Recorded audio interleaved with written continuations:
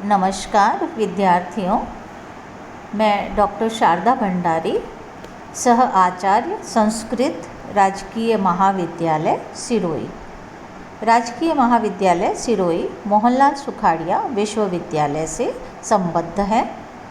आज अपन BA तृतीय वर्ष के प्रथम प्रश्न पत्र में निर्धारित 12वीं कृत किरातार्जुनीयम के प्रथम सर्ग के छठे श्लोक की व्याख्या करेंगे। छठा श्लोक इस प्रकार है। निसर्ग दुर्बोधम बोध विक्लवाः क्व भूपतीनां चरितं क्व जन्तवः तवानुभावो अयमवेदि यन्मया निगूढतत्त्वं नयवर्त्म विद्विषाम्। निसर्ग दुर्बोधम, निसर्ग स्वभावतः, दुर्बोधम न समझने योग्य, भूपतीनां चरितम राजाओं का चरित्र, कहाँ तो क मतलब कहाँ तो, निसर्ग दुर्बोधम स्वभावतः न समझने योग्य, भूपतीनां चरितम राजाओं का चरित्र, और क्व और कहाँ, अबोध विक्लवा जंतवः और कहाँ अज्ञान के कारण, विक्लवा अशक्त, जंतवः मुझ जैसे प्राणी का चरित्र।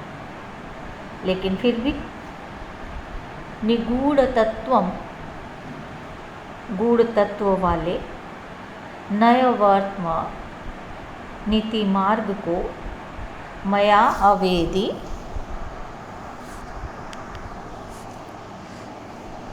मेरे द्वारा, अवेदि जाना है, विद्विषाम शत्रुओं के,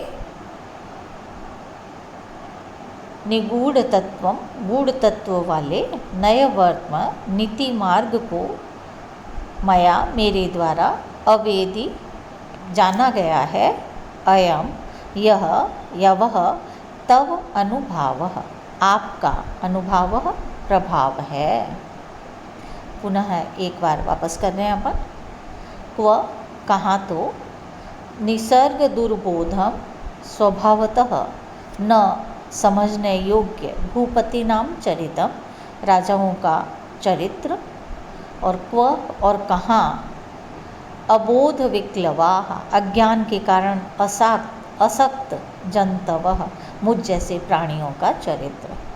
लेकिन फिर भी विद्विषाम शत्रुओं के, निगूढ़ तत्वम गूढ़ तत्व वाले, नयवर्त्म नीति मार्ग को, मया मेरे द्वारा, अवेदि जान लिया गया है, तत् अयम वह, आपका ही, तव आपका ही, अनुभावः प्रभाव है।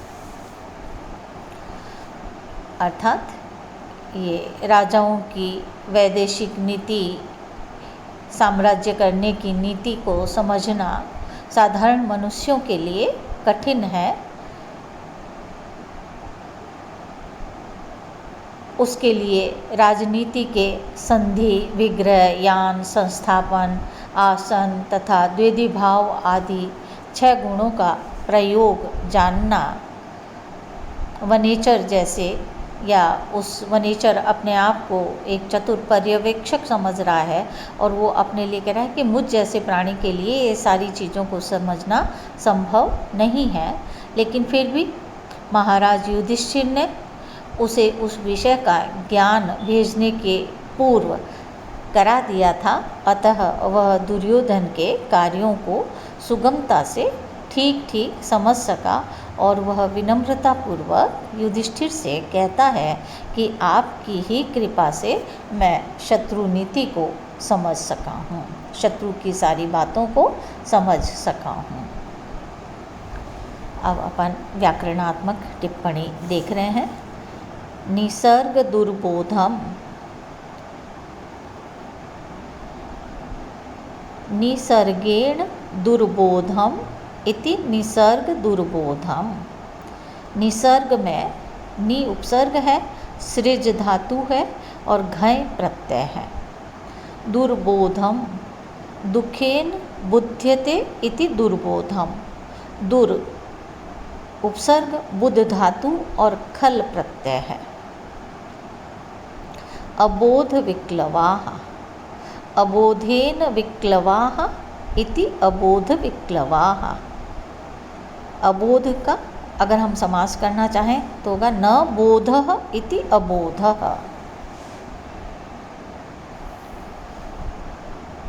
भूपतीनां, भुवः पतयः तेषां भूपतीनां। पति में पा धातु से डति प्रत्यय का प्रयोग हुआ है।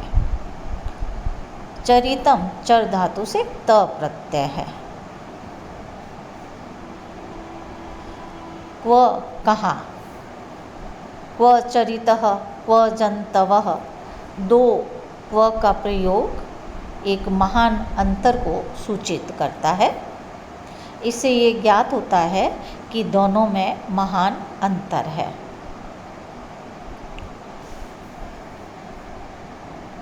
निगूढ़ तत्वम, निगूढ़म तत्वम यस्य तत् निगूढ़ तत्वम बहुव्रीहि समास है। निगूढ़ में नि उपसर्ग है, गुह धातु है और त प्रत्यय है। विद्विषाम, विशेषेण द्विषः तेषां विद्विषां। नय वर्त्मा, नीयते अनेन इति नयः।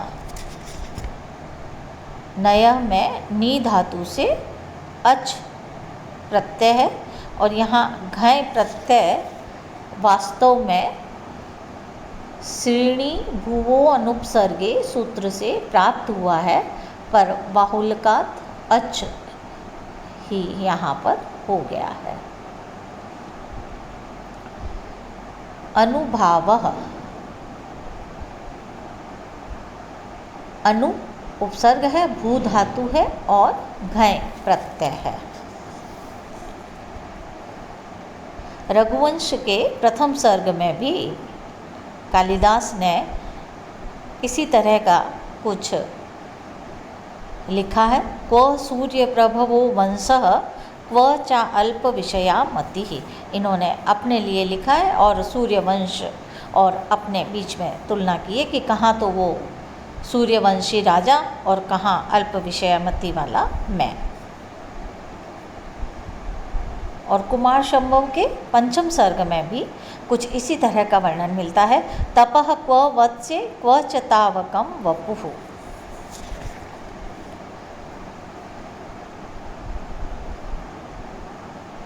अनुभाव में मैंने बताई दिया आपको, अनुपसर्ग है, भू धातु है और घय प्रत्यय है।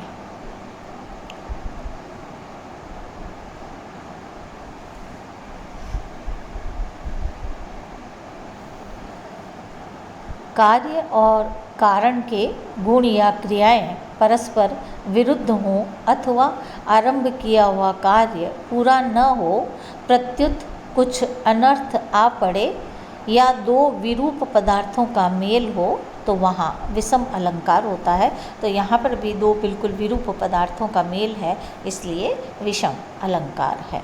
और वंशस्थ छंद है। वंशस्थ छंद का लक्षण जतौ तु वंशस्थ मुदीरितम जरौ। प्रत्येक चरण में 12-12 वर्ण होते हैं। तो ये छठे श्लोक की व्याख्या यहीं समाप्त होती है। धन्यवाद।